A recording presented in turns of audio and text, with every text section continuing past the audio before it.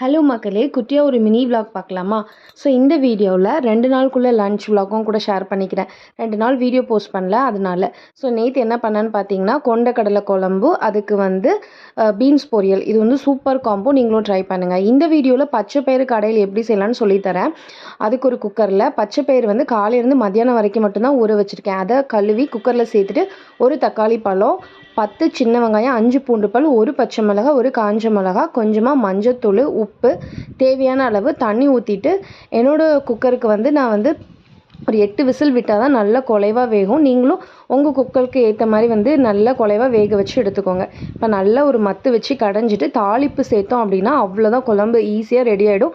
இந்த தாளிப்பில் என்ன ஸ்பெஷல்னால், நம்ம ரெகுலராக போடுற தாளிப்போட இதோட கொஞ்சம் மல்லி விதை சேர்க்கணும். அது இதுக்கு இன்னும் ஃப்ளேவர் கொடுக்கும்.